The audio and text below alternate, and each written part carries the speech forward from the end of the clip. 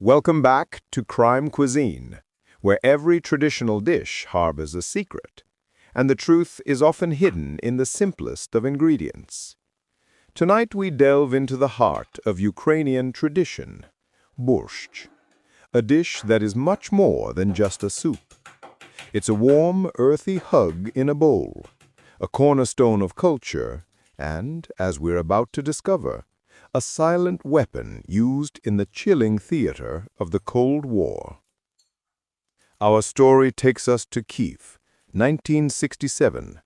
The air was thick with mistrust, and the silence often spoke louder than any shout. People watched the streets, but they should have been watching their kitchens. In those years, beneath the heavy velvet curtain of the Soviet era, Colonel Viktor Volkov served. A man whose public life was a perfect, polished facade of patriotism and duty. He was the gatekeeper, a brilliant tactician responsible for securing some of the most sensitive, classified files within the military intelligence apparatus. He lived a life of rigid schedules, impeccable uniforms, and apparent, unwavering loyalty. But Colonel Volkov was a complicated man. His true devotion was not to the flag he served, but to the promise of comfort and freedom offered by the West. He was a leak, a spy, a ghost passing secrets right under the noses of his superiors. The question was not if the information was getting out, but how. The trail was stone cold, the encryption was flawless. There were no radio signals, no hidden cameras, no microdots. The enemy was looking for bombs in the silence. They should have been looking for codes in the beetroot. Volkov's method was audacious in its simplicity. His contact, known only as the baker, ran a tiny, unremarkable cafe 2 blocks from the central market. Every Tuesday at precisely 11:30 a.m., Volkov would visit the baker for a mid-morning coffee and a slice of pie. During the seemingly mundane ritual, the exchange took place. It was never a film canister or a rolled-up map. It was a simple, hand-written recipe card, always for a traditional Ukrainian dish. Sometimes holubtsi, sometimes vareniki, but more often than not, it was borscht. The baker would receive the card, glance at the elegant Cyrillic script listing ingredients like cabbage, potato, beet, onion, etc., and then destroy the paper. The secrets were never written on the card itself. They were concealed within the structure of the recipe. The security service, the KGB, were desperate.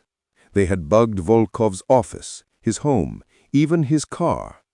They had photos of his meetings with the baker. But the intelligence was always delayed. The codes seemed to change weekly. It was a cipher of mathematical precision, yet it looked like a harmless list for dinner. The key to cracking this seemingly unbreakable code would not come from a trained cryptographer, but from a woman whose specialty was flavor, not files. Meet Anya Petrova. Anya was an insignificant cog in the massive state machine. She was an assistant cook, a kitchen aide working at the military staff cafeteria, the same kitchen where Colonel Volkov occasionally dined. Her job was preparation, peeling, dicing, and weighing the raw ingredients before the main chefs began their work. She saw the raw truth of the menu.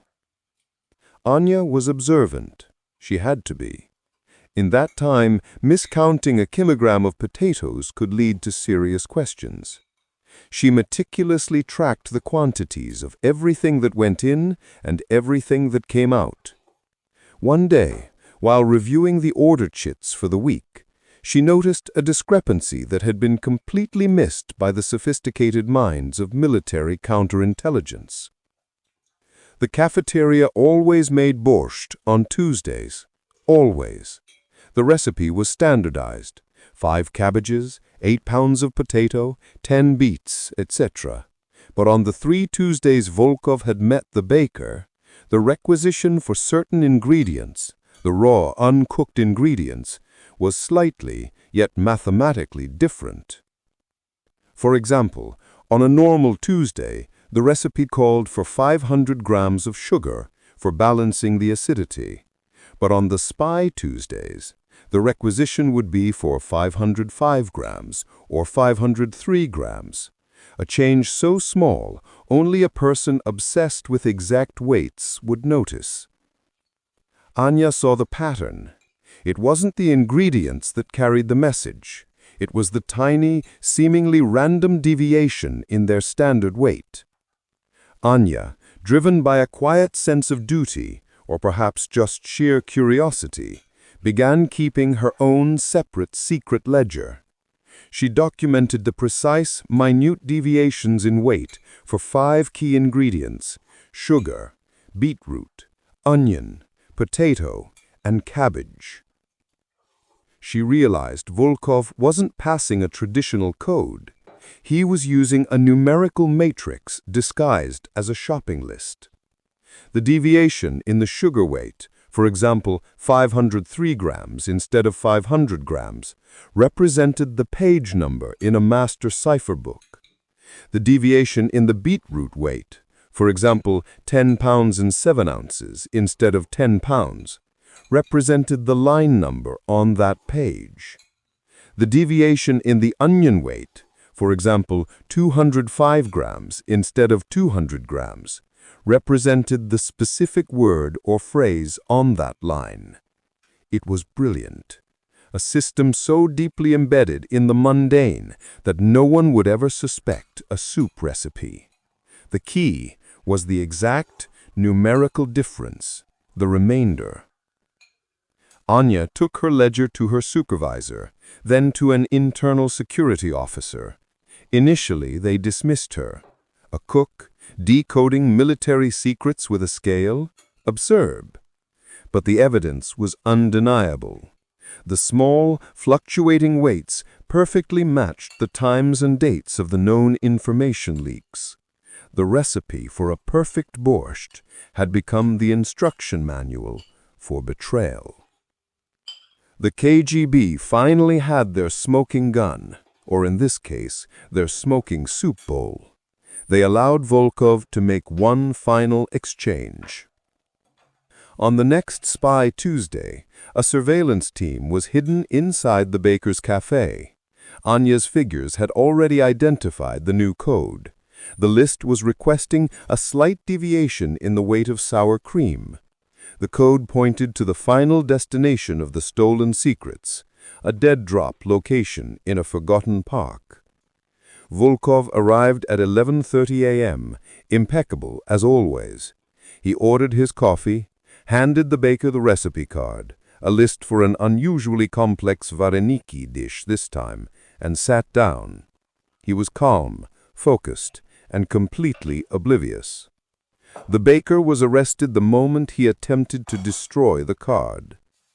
Colonel Volkov, however, was allowed to finish his coffee. The arresting officers waited patiently. Volkov was taken into custody, not in the cafe, but in his home later that afternoon, right after he had finished his own personal bowl of Tuesday borscht, made with his favorite, slightly unorthodox blend of ingredients. He never saw the trap coming. He was arrested, not because he was caught passing the code, but because his kitchen aide figured out that for a spy, even a few extra grams of beetroot can weigh heavily on the scales of justice. The legacy of the Scarlet secret lives on, not in the history books of espionage, but in the quiet annals of culinary history. Anya Petrova was quietly commended and promoted to head chef. She never spoke of the affair again. The next time you prepare a traditional dish, pay close attention to the details, the measure of salt, the weight of the potato, the order in which you add the spice. It might not just be a guide to a delicious meal. It might be a warning or a confession. Thank you for joining us on Crime Cuisine. The truth is in the taste. Subscribe and hit the bell for more secret recipe files, where we uncover the mysteries hidden within the world's most beloved dishes.